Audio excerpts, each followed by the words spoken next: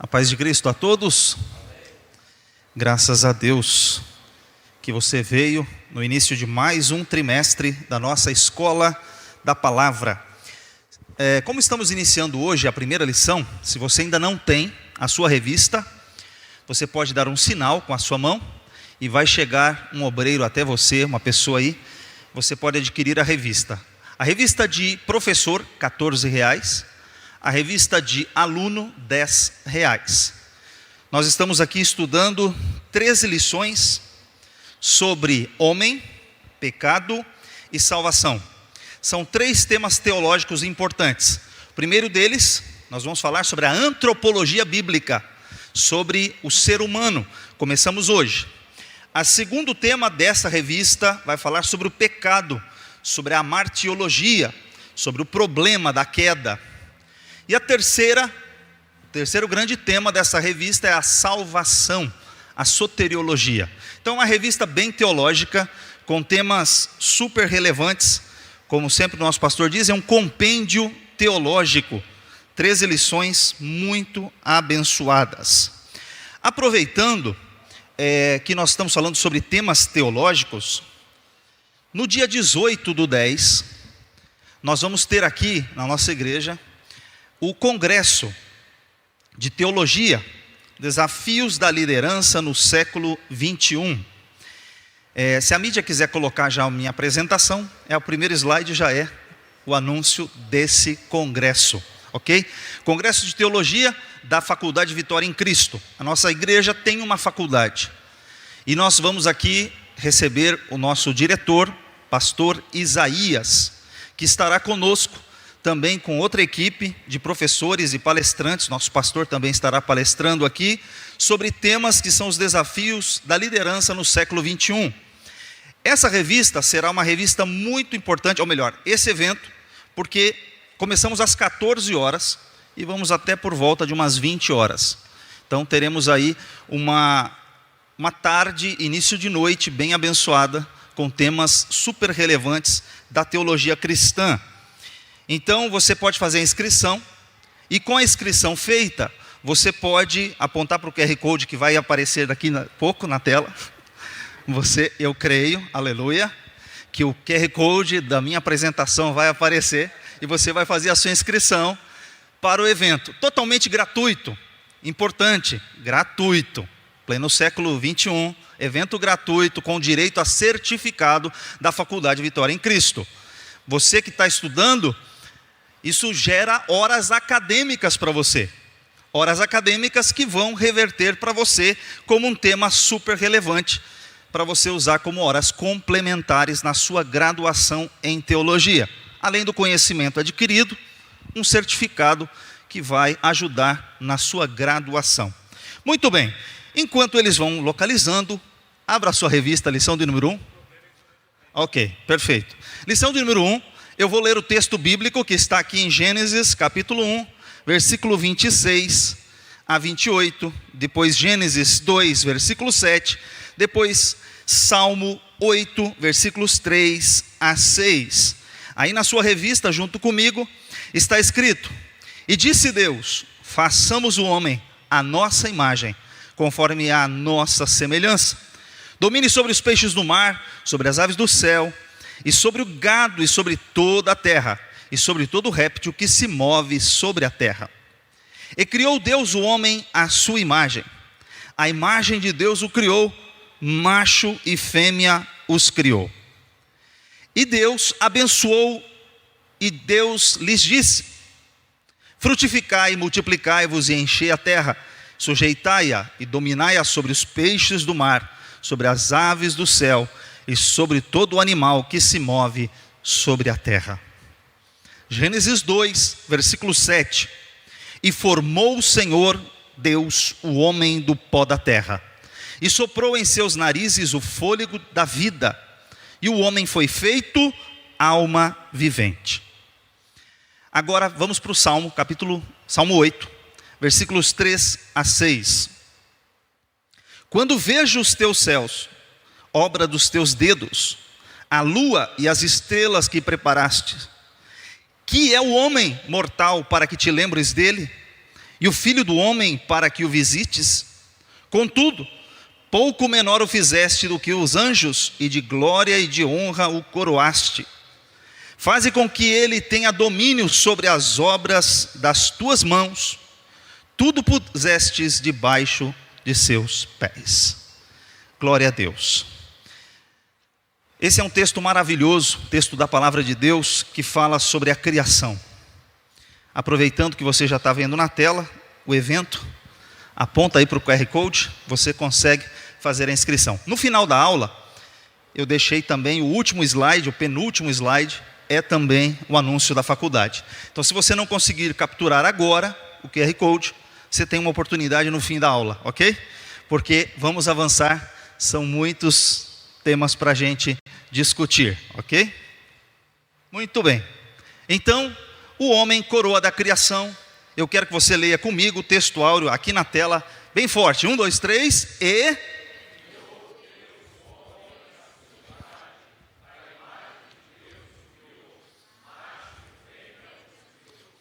Que coisa importante aqui, ó.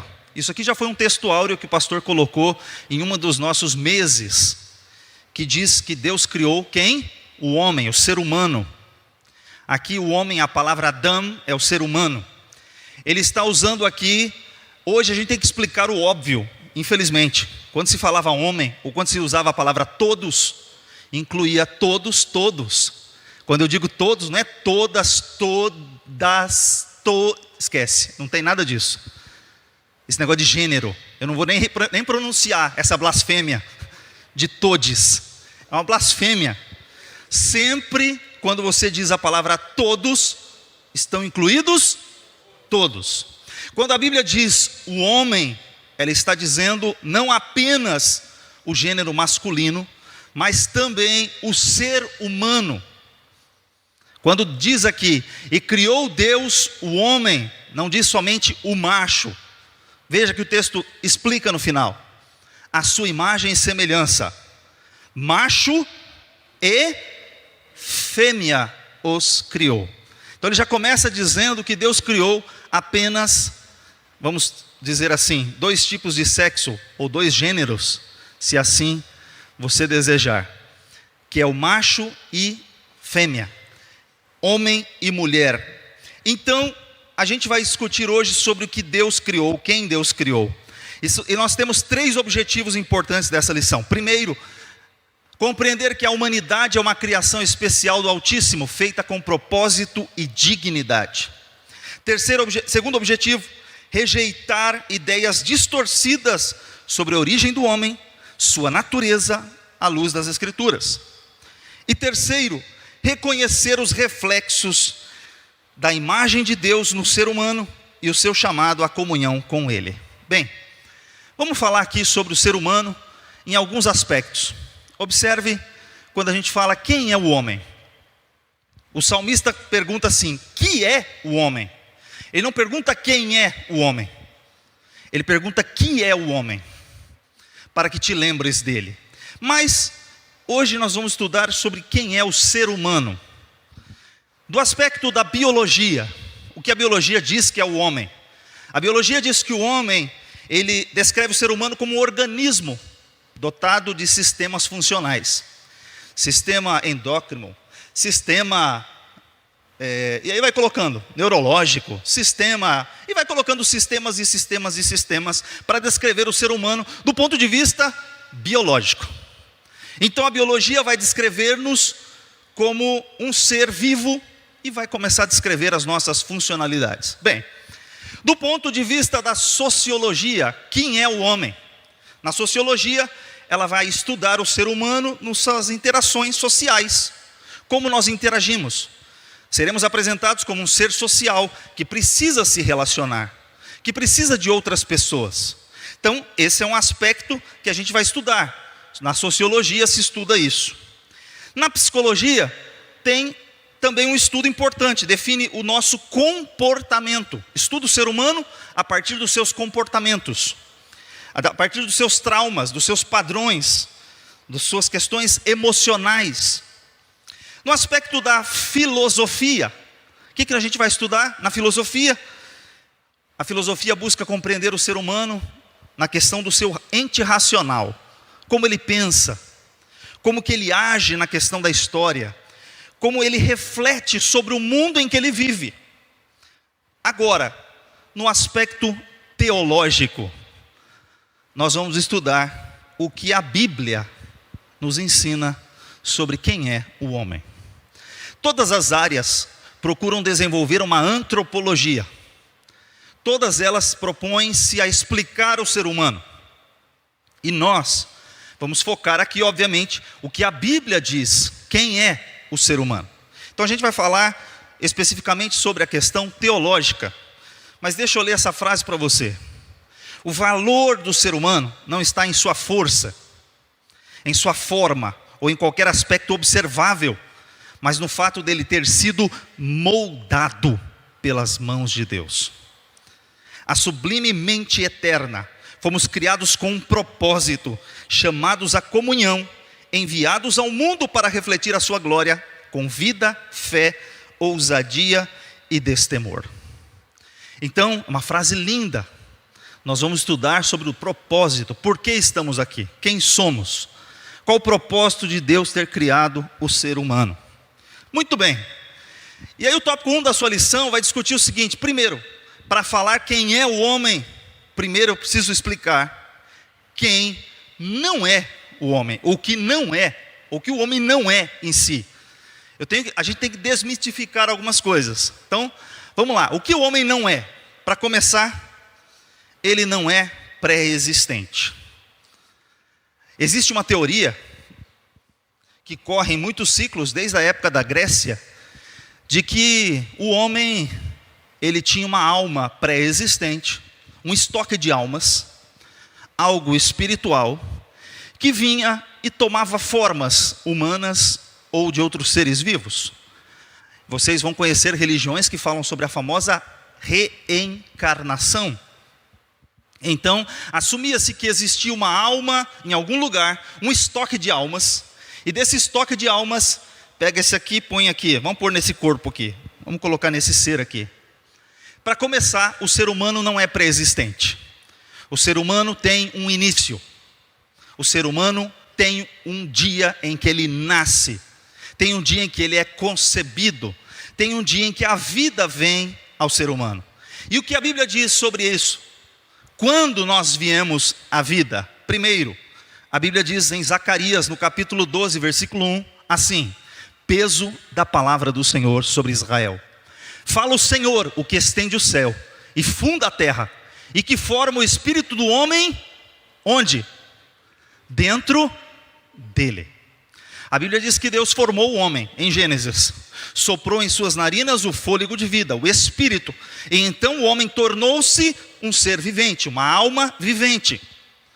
Então você tem um boneco, lá na visão de Ezequiel, o vale de ossos secos, você vê que ele vai profetizando, Ezequiel profetiza e vai se juntando os ossos, depois vem a pele, depois você tem um exército já em pé, mas ainda não tem vida. Então ele diz assim: profetiza sobre eles o espírito de vida. E o espírito vem, e aquele exército toma vida. Não adianta você ter apenas um corpo. O corpo sem o espírito, ele é morto. Ele não tem vida. Então, aqui o espírito vem sobre o homem. No momento da concepção, no primeiro homem Deus soprou. E nos outros homens? Como que funciona isso? O texto diz: quando há o momento da concepção, Deus forma o que dentro dele? Deus forma o espírito. Deus coloca o espírito do homem dentro dele. É Deus quem coloca a parte espiritual. Então, você vai entender que o ser humano não é pré-existente. Outra questão que a gente precisa entender: então o ser humano nasce, ele tem um dia. Agora, ele também não é uma derivação da essência de Deus. Alguns vão dizer assim: nós somos deuses. Porque como Deus soprou sobre nós, Ele soprou algo que Ele tinha de divino. Logo, o que Ele tinha de divino, nós somos uma continuação de Deus. Em menor escala ou em menor expressão, mas a gente seria como se fosse uma derivação da essência divina. E aí os seres humanos hoje que vivem num antropomorfismo, ou melhor, no antropocentrismo muito grande, tudo centralizado no ser humano, acha que é a última Coca-Cola do deserto. Houve uma época em que tudo era centrado em Deus. Toda a arte, toda a música, tudo que se construía, tudo que se fazia, fazia com Deus no centro. Depois, no século 16, 17, com o iluminismo e com outros eventos, começou a centrar-se no ser humano. Depois de Immanuel Kant e outros filósofos, começou-se a pensar no ser humano no centro. Começaram a querer destronar Deus. Só que Deus continua no trono. Deixa eu repetir para você, Deus continua no trono. Ele não perdeu o seu trono. O homem pode dizer o que ele quiser, Deus continua inabalável. Ele não move do seu lugar. Mas nós não somos uma continuação de Deus. Outra coisa que nós não somos a expressão física do Eterno. Quando a Bíblia diz que nós fomos feitos à imagem e semelhança de Deus, não significa que nós somos uma cópia, um Ctrl-C, um Ctrl-V de Deus. Uma cópia divina. Nós vamos estudar isso aqui mais adiante no tópico 3 dessa lição. Mas só para você entender que nós não somos uma expressão física de Deus, apesar da Bíblia dizer que as mãos do Senhor, o braço do Senhor, os olhos do Senhor, isso é uma linguagem antropocentrismo, ou melhor, antropomórfica. Você está falando sobre a forma de Deus representada com membros humanos, para que nós entendamos. Mas olha só, vamos lá, leia comigo esse versículo aqui, 1, 2, 3. Tenham entre vocês que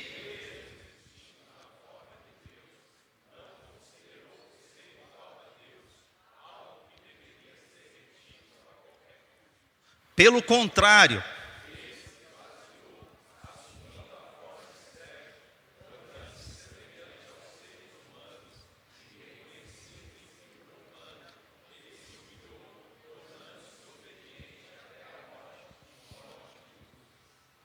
olha que interessante, o hino cristológico de Filipenses 2.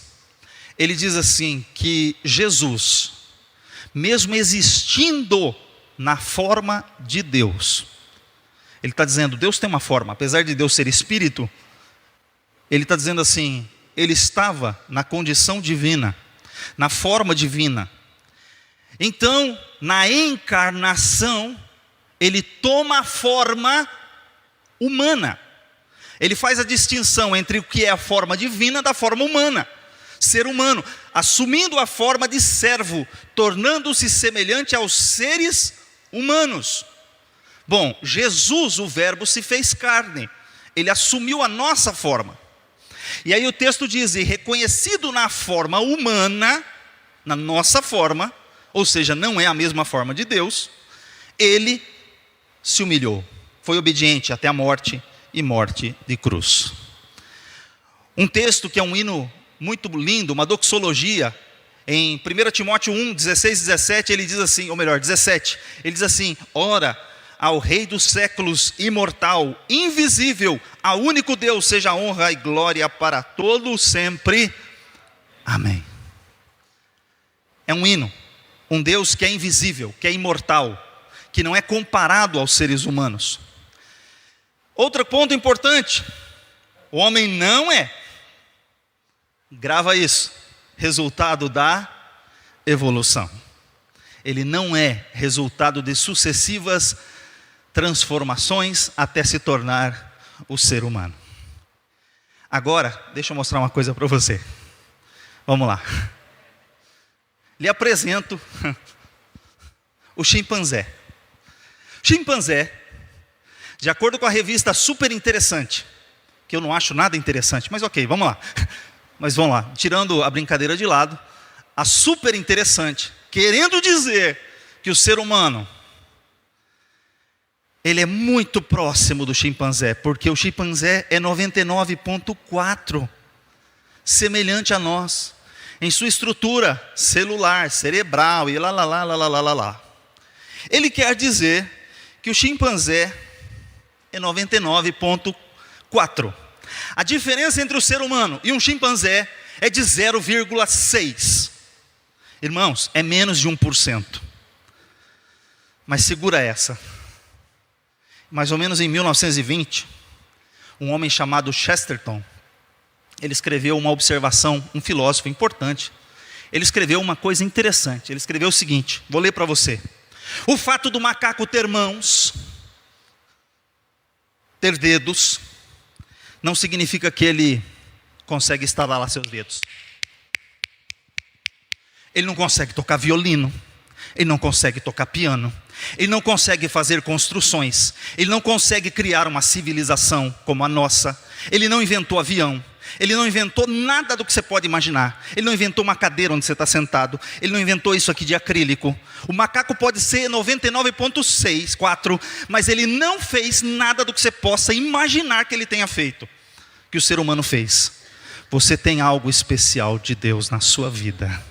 0,6 pode parecer muito pouco, mas eu quero dizer que esse pouco que você tem de diferença faz toda a diferença, porque Deus soprou em você o fôlego de vida. Você é chamado de ser racional, você tem a imagem e semelhança de Deus. Ninguém vai poder te diminuir, porque você é servo e serva de Deus. Alguém vai dizer, mas as formigas têm uma civilização. Tá, onde você já viu estátuas de formigas famosas construídas? Você já observou a civilização das formigas? Mas as abelhas têm a colmeia, tem a rainha. Observe, é uma criação de Deus, é espetacular, mas você já viu alguma outra coisa além do que as abelhas fazem, do que elas fazem a vida toda? O João de Barro constrói casas, mas a casa que o João de Barro constrói é a mesma desde quando ele é João de Barro. Agora a casa que o ser humano constrói, ela passou de tendas para caverna, de caverna para tenda, de tenda para edifício. A arquitetura da tua casa, do seu país, pode observar a diferença de detalhes, de níveis. Irmãos, jamais houve um animal. Chesterton cita os elefantes. Você não consegue ver palácios de marfim que os elefantes tenham construídos. Você não consegue ver um quadro pintado por um camelo, apesar dele ser objeto para construir os pincéis. Material, ele tem tudo para construir, fazer grandes pinturas. Irmão, você é a coroa da criação de Deus. Então, não adianta nada o chimpanzé parecer 99,4 com a gente. Não muda nada. Porque o mesmo tempo que o chimpanzé está na terra, o ser humano está na terra. E cadê a evolução? Nós evoluímos, você evoluiu. A cada dia que você vem na escola da palavra, você melhora, tenho certeza disso. Você evolui no seu conhecimento, você cresce nas suas habilidades. Quando você pratica algo, o músico, quando pratica e vai praticando todos os dias, sucessivamente, ele vai melhorando. Há uma diferença, há uma evolução. Não evolução da ciência, mas do desenvolvimento que Deus colocou em você. Então você é a coroa da criação. Agora, como é que o homem foi criado? Irmãos, Deus não usou ouro, prata ou pedras preciosas. Ele fez você e eu do pó da terra. Nós fomos feitos do pó, do barro. E olha que coisa interessante. Você não é uma obra do acaso. Você foi criado de forma intencional, direta. Deus criou você porque Ele quis criar você. Você é diferente porque Ele quis que você fosse diferente. Ele quis que você fosse quem você é. E aí a gente lê na Bíblia essa expressão. E disse Deus, façamos o homem à nossa imagem, conforme a nossa semelhança. Domine sobre os peixes do mar, sobre as aves do céu, sobre todo o gado, sobre toda a terra, sobre todo réptil que se move sobre a terra. Aleluia. Ele disse, e disse quem? Quem disse? Deus. Vaiomer Elohim. Deus disse. O que Deus disse? Ele disse, façamos. Está no plural. Pai, Filho e Espírito Santo. Você é obra da criação de Deus, conforme a nossa imagem conforme a nossa semelhança. Não há outra conjugação verbal aqui no hebraico. Não é uma obra exclusiva somente do Pai. Até o nome Elohim que está aqui significa plural de Deus. Mas Deus não é múltiplo no sentido do politeísmo, mas sim Ele é uno no sentido da trindade divina, Pai, Filho e Espírito Santo. Não são três deuses, e sim um único Deus. E aí ele usou essa expressão aqui, ó. E criou Deus o homem à sua imagem, a imagem de Deus o criou, macho e fêmea os criou. Ele usou o verbo bará. Quando ele diz que ele criou o homem, ele usou o verbo bará. O primeiro versículo de Gênesis diz: Bereshit bará Elohim. No princípio criou Deus. Bará, criar do nada, trazer a existência de algo que não existia. Então Deus traz a existência. Deus chama a existência. Deus criou você do nada. Interessante que se eu disser que Deus criou a gente do nada, trouxe-nos a existência apenas nesse versículo, você vai falar assim: então nós somos criados como qualquer outra criatura, porque Deus trouxe a existência à luz, o céu, as estrelas, os animais, a água, tudo, os luminares. Mas é algo lindo o jogo de palavras que acontece na palavra de Deus no hebraico, porque em Gênesis 2:7 ele vai detalhar como foi. Perceba que em Gênesis 1:27 ele diz: e criou Deus o homem à sua imagem e semelhança, macho e fêmea os criou. Ok. Criação super genérica. Primeiro versículo de Gênesis: no princípio criou Deus os céus e a terra. Criou Deus os céus e a terra. Descrição genérica. Deus criou tudo, os céus e a terra. Subentende-se tudo. A partir do versículo 2, 3, 4, 5, ele vai detalhar como ele criou. E disse Deus: haja luz, e houve luz. E disse Deus, e foi à tarde, amanhã, o primeiro dia, e foi à tarde, amanhã, o segundo dia, e foi à tarde, amanhã, o terceiro dia. E ele vai falando. Aí ele vai detalhando. Beleza. Gênesis 1, 26, 27, ele diz: e disse Deus, façamos o homem, e ele criou o homem. Descrição genérica. Vamos para Gênesis 2. Agora Deus vai dizer como ele criou o homem, da forma detalhada. E aí ele diz: e formou o Senhor Deus o homem do pó da terra, soprou em seus narizes o fôlego da vida, e o homem foi feito alma vivente. Aí ele usa a palavra formou Deus, que vem do verbo yatsar. Aqui ele usou a palavra vayetzer na conjugação, mas ele está dizendo: e formou Deus, modelou Deus. Sabe o que é modelar? Sabe aquela massinha de modelar que a gente pega e dá para as crianças ali no Kids? Eles pegam a massinha e começam a trabalhar, a modelar. Sabe o que isso significa? Que as outras coisas Deus criou com o poder da sua palavra. E disse Deus, e disse Deus, e disse Deus.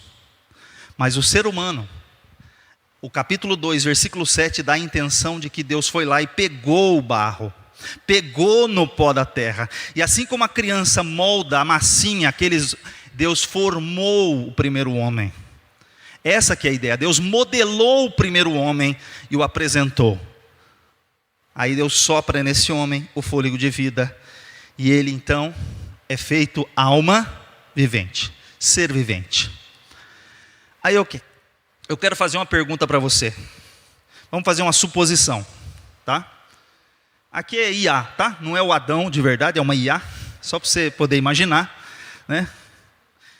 Não acho que Adão fosse isso, mas foi a imagem que eu achei lá, ok? Mas vamos lá.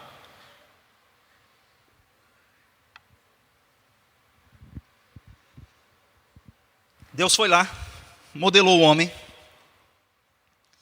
Aí Deus modela o homem, sopra em seus narizes o fôlego de vida, e o homem aparece andando. Você é um médico. Se coloque na história comigo agora. Você foi promovido a médico, a médica. Você, quando vai examinar esse Adão que Deus acabou de criar, Deus criou o Adão. O Adão foi formado, Deus soprou nos seus narizes. Alguém vai perguntar: Adão tinha umbigo, pastor? Sabe aquelas perguntinhas? Será que Adão tinha umbigo? Né? Essas perguntas nós temos. Adão, eu não tenho ideia, irmão. Ok? Mas vamos lá. Tirando a brincadeira de lado, voltando.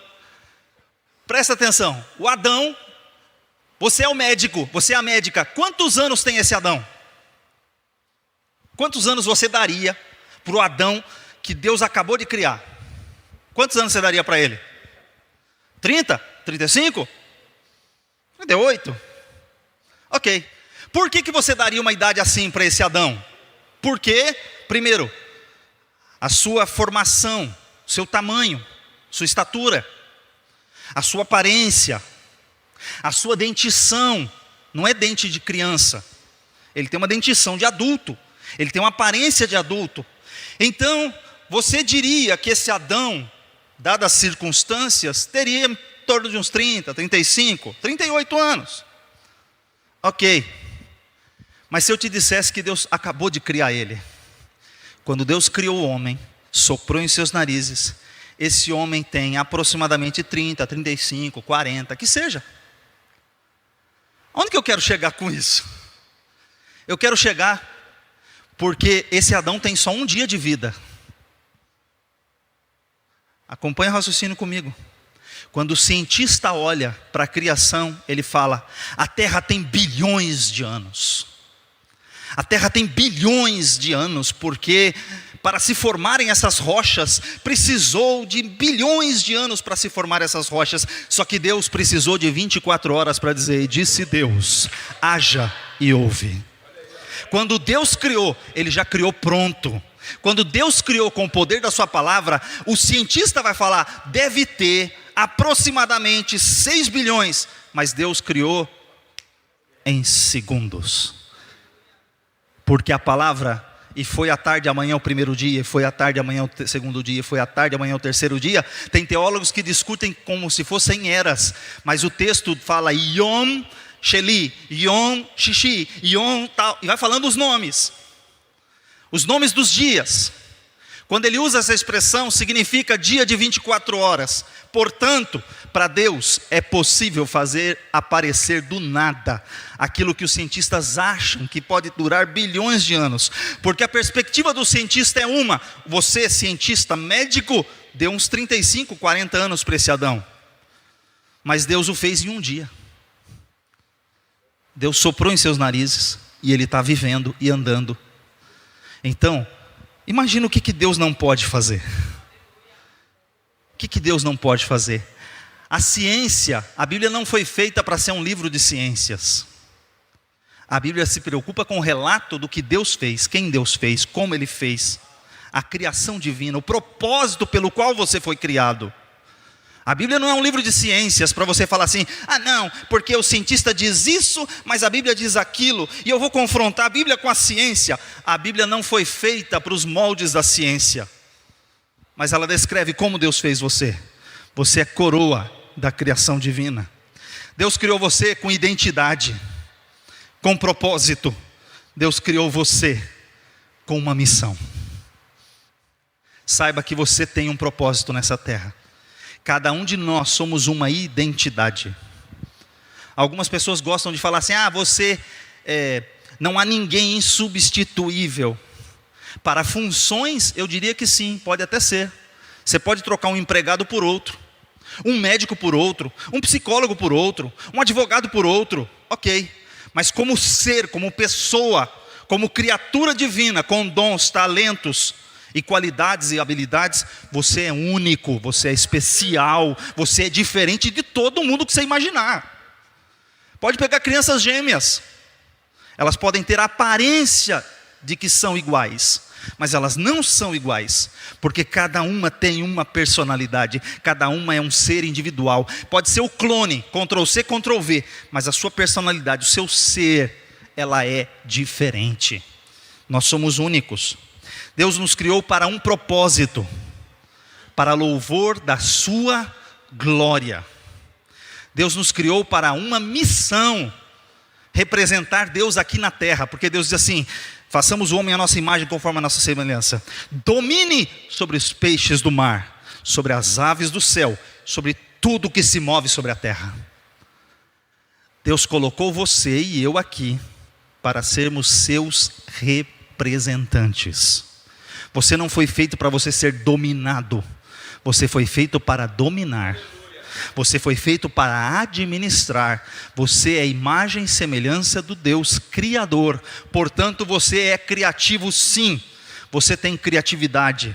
Tem gente que fala, não, mas eu não tenho criatividade, mas eu não tenho isso, mas eu não tenho aquilo. Desperta o dom que Deus já te deu.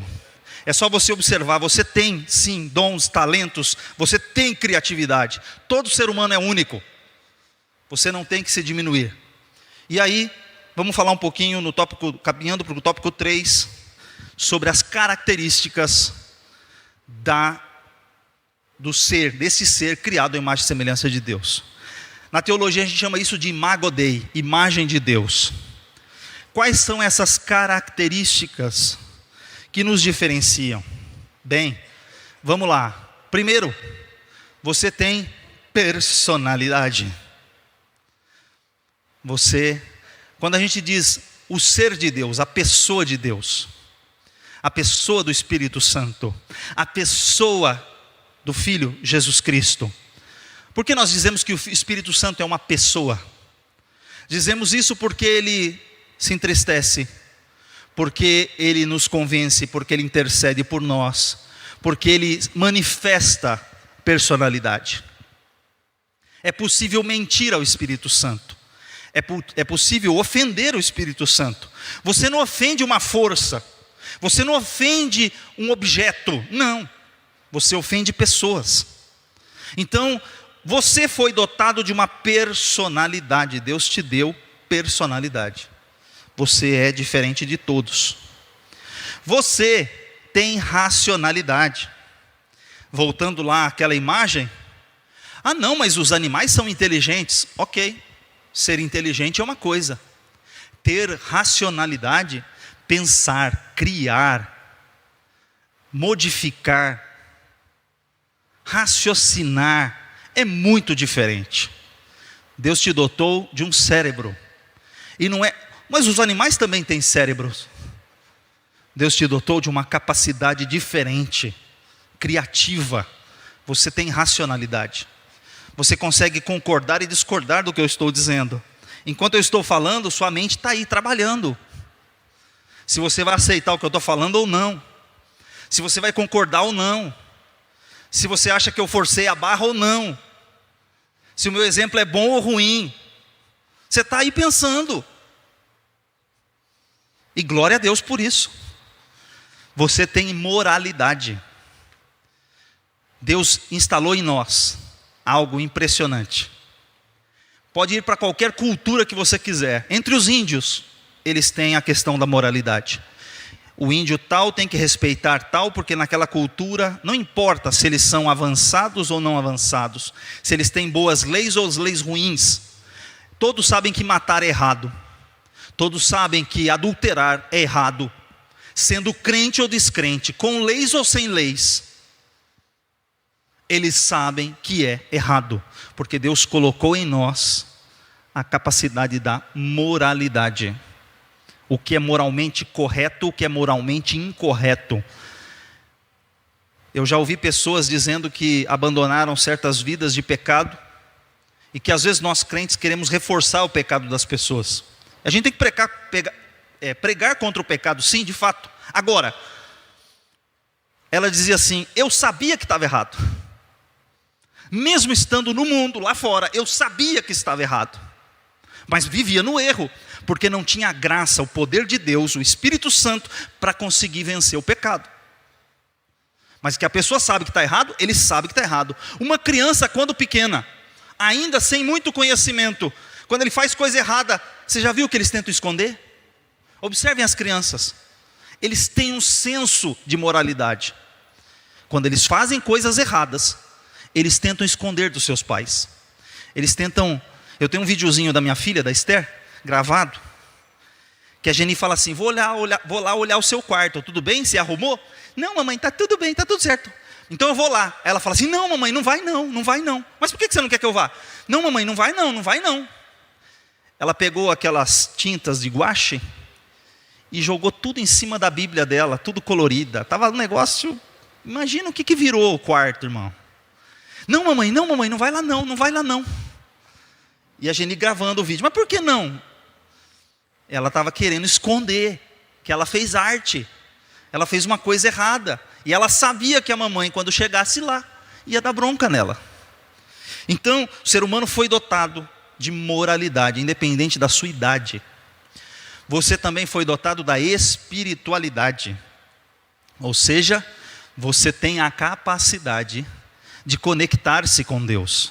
Todos os dias vinha o Senhor na viração do dia. Algumas vezes eu olhei para esse texto, viração do dia, e ficava pensando, por que Deus ia nesse horário?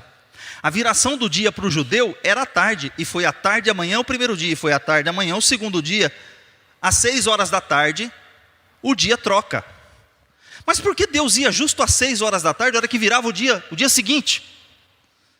Porque para nós, o dia começa de manhã, então você tem um encontro com Deus pelas primeiras horas do dia, para você não ter que encontrar o diabo o resto do dia. Só que, naquela época, Deus vinha no final do dia, mas na verdade não era só o final do dia, era o final do primeiro dia, na viração. O que é a viração? Quando termina um e inicia o outro. O homem todos os dias iniciava o seu dia na presença de Deus, em comunhão com Deus. Então, como nós hoje fazemos isso? Pela oração, pela palavra. Nós viramos, nós temos que ter a nossa comunhão com Deus, a espiritualidade. Nós também temos a sociabilidade. A Bíblia já revela que no princípio criou Deus os céus e a terra. Deus nunca foi uma pessoa sozinha. E disse Deus, não é bom que o homem esteja só. Porque o Pai tinha a comunhão do Filho e do Espírito Santo. A Trindade Divina já não é um isolamento em si. Deus não é egoísta. Ele já tem o Pai, o Filho e o Espírito Santo. O ser humano precisava da sociabilidade. Então Deus coloca em nós, aí nós dizemos, o ser humano é um ser social. Qual é o pior castigo para um ser humano? Ser preso já é ruim. Mas estando preso, qual é o pior castigo? Existe uma cela chamada solitária. O pior castigo não é apanhar, não é tomar chuveirada com água de bombeiro, mangueira de bombeiro, não. Apanhar de cacetete, não é. Qual é o pior? É ser colocado num lugar chamado solitária. Mas quem são os amigos do preso? São gente boa, bandidos, estupradores, gente boa. Apesar que agora a gente não pode falar muito isso, né? Porque tem um monte de gente presa injustamente. Mas, vamos lá. Mas normalmente, o que se imaginava de uma cadeia? As companhias não eram as melhores possíveis. Mas mesmo sendo as piores companhias possíveis, é melhor ainda estar junto de alguém do que não estar com ninguém. O ser humano é um ser social. E o ser humano, voltando, tem a questão da infinitude. O que é a infinitude? É a questão de que nós tivemos um início, mas ou nós teremos vida eterna ou condenação eterna. De um dado momento da sua origem, dali para frente, porque aos homens está ordenado morrerem uma só vez, vindo depois disso o juízo. A Bíblia não é aniquilacionista, ou seja, ela não fala que morreu, acabou. Ela não defende o sono da alma. Ela fala que o ser humano vai continuar. Então, deixa eu só recapitular um pouquinho aqui. Sobre a semelhança do homem com Deus. Primeiro, nós somos mentalmente semelhantes a Deus. Não somos apenas semelhantes, como eu já disse no começo, você não é semelhante a Deus no aspecto físico. Muitas pessoas imaginavam que imagem e semelhança, quando se lia no texto, é porque nós éramos uma cópia de Deus. Porque Deus tem olhos, porque Deus tem mãos, porque Deus tem coração, porque Deus tem isso, porque Deus tem aquilo, querendo dizer que nós éramos uma cópia de Deus. Você não é imagem e semelhança no aspecto físico, e sim no aspecto mental. Você é semelhante a Deus porque você, com a sua mente, no uso da sua linguagem, você pensa, você imagina o futuro, você lembra do passado, você tem algo que Deus colocou em você. Você também é relacionalmente semelhante a Deus. Deus se relaciona na Trindade, você se relaciona. Você também é semelhante a Deus moralmente, porque Deus é santo, você também deve ser santo. Deus é amor, você também deve demonstrar o amor.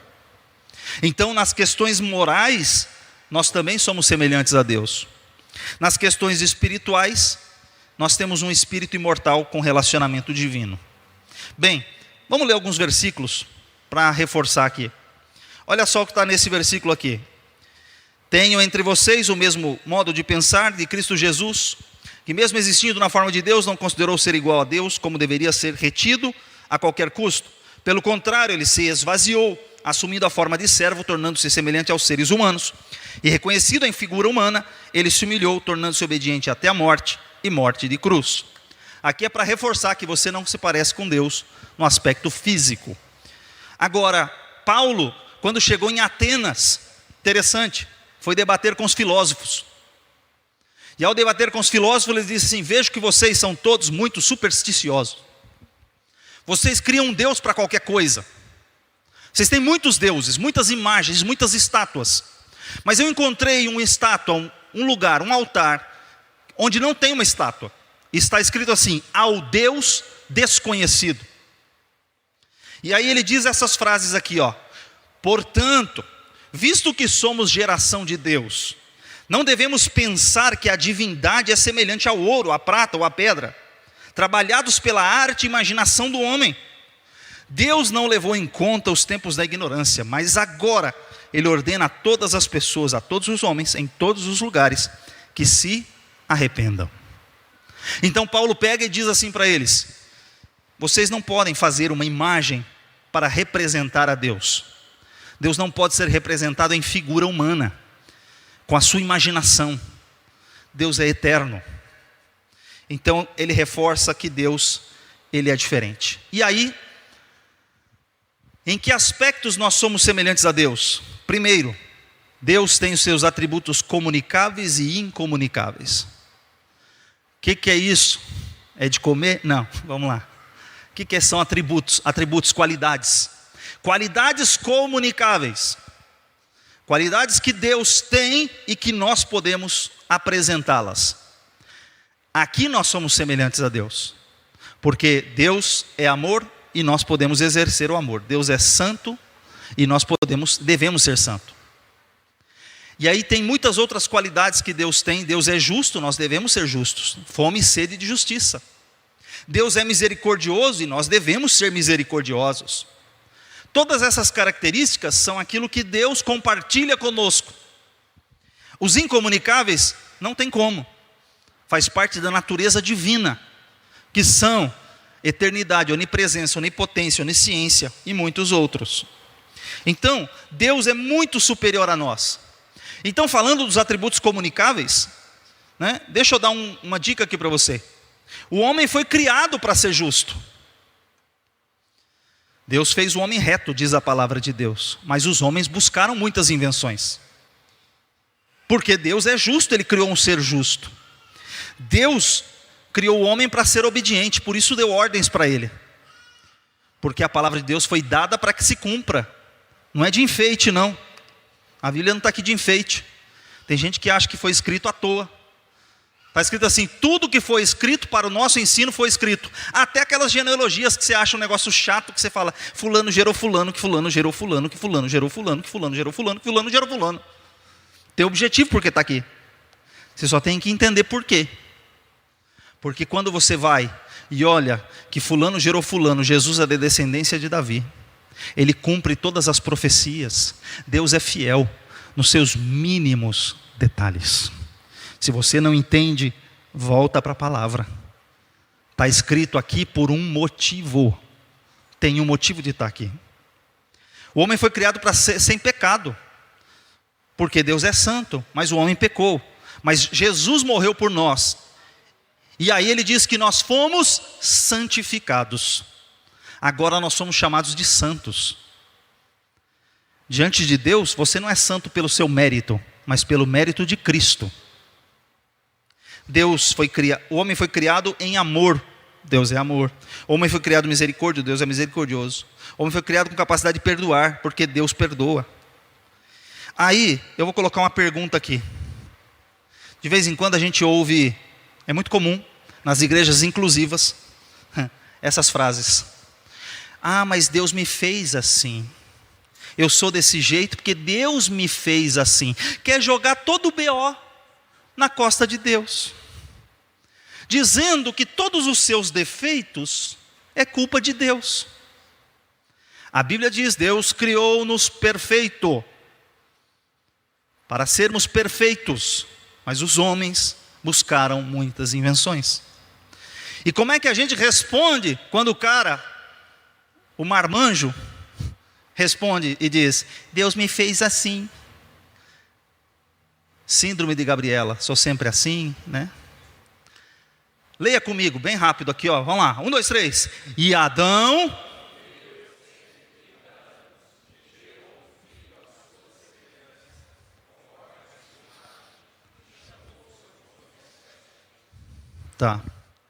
Tá querendo culpar Deus? Deus fez o primeiro homem santo, perfeito, a sua imagem e semelhança. Mas dali para frente, a forma, o Adão, a Eva, estragaram o molde. Estão entendendo? A forma foi estragada, foi danificada. E dali para frente, o que nasceu? Nós somos descendentes de Adão e Eva. Nós todos viemos com certo defeitozinho de fabricação, porque nós herdamos. Por um homem entrou o pecado no mundo, e então a morte passou a todos os homens. Mas não se preocupe, porque tem uma solução. Então não culpe Deus. Tem problemas genéticos na família, nasceu com uma doença congênita, não sei o que, é culpa de Deus, porque Deus me fez assim, Deus me fez defeituoso, Deus me fez isso, Deus me fez aquilo. Não culpe Deus não, é culpa dos seus antepassados. É culpa, não estou falando de maldição hereditária não, é genética. Você está carregando aí um monte de problema. Mas tem uma coisa: por um homem entrou o pecado no mundo, e a morte passou a todos os homens. Mas Deus providenciou a um homem perfeito, que veio e venceu. Ele morreu por nós, e por esse homem, por esse segundo Adão, agora nós podemos ser salvos, redimidos, transformados, libertos, modificados. Glória a Deus, porque agora nós temos Jesus Cristo. Aleluia. E só para você entender como Deus é perfeito, todo grande artista deixa a sua assinatura na sua obra. Vamos lá, comigo. Deus colocou uma assinatura no tempo.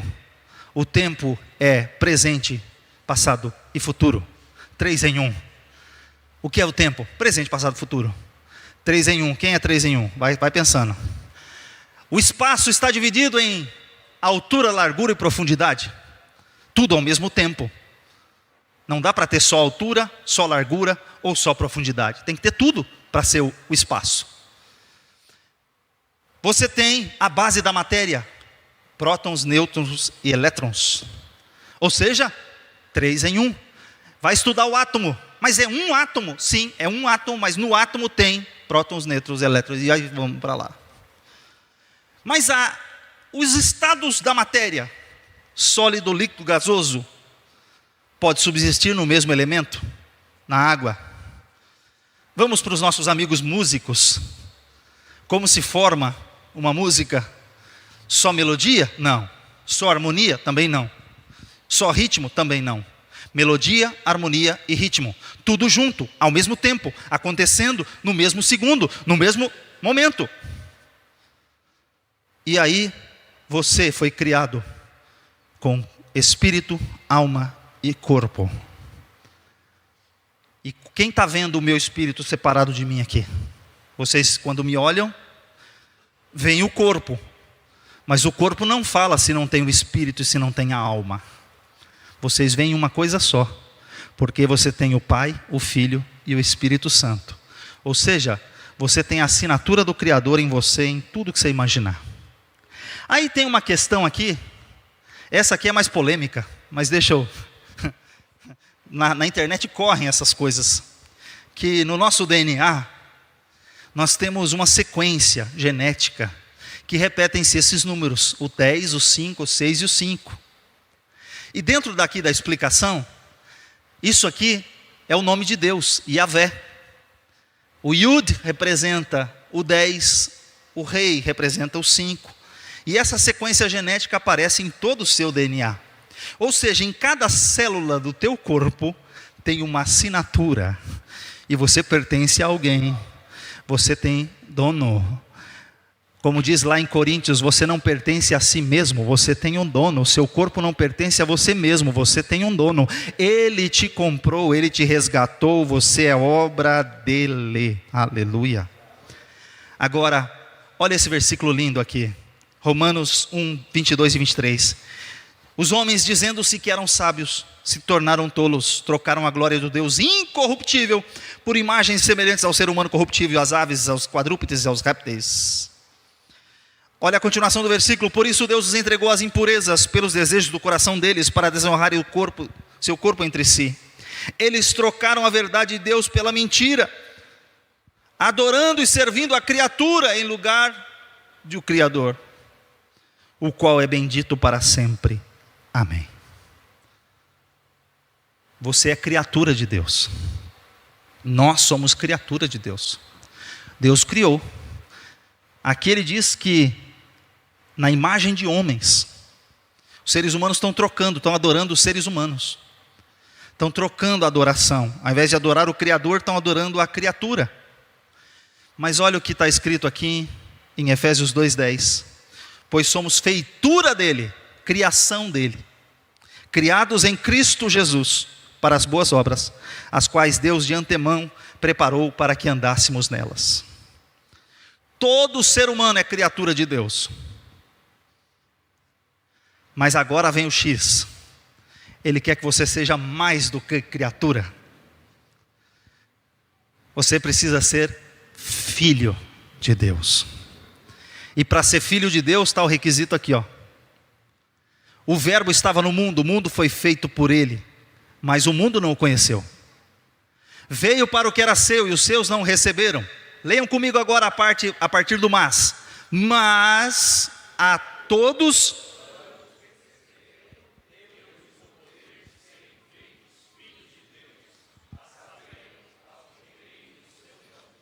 só tem um jeito de sair de criatura e passar a ser filho. Você precisa ter Cristo Jesus na sua vida. Todos os seres humanos são criaturas divinas. São criaturas de Deus, mas precisa ser filho. Tem que dar um passo além. Quando alguém lá fora te disser, eu também sou filho de Deus, já tem Jesus? Se você tem Jesus, você é filho de Deus. Se você não tem Jesus, você é apenas uma criatura, a coroa da criação, criado para que fosse algo especial. De fato você é especial.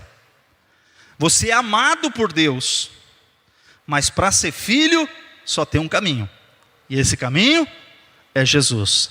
E é você e eu que vamos dizer para o mundo que eles precisam de Jesus. Amém? Deus abençoe. Aponta o QR Code ali, ó.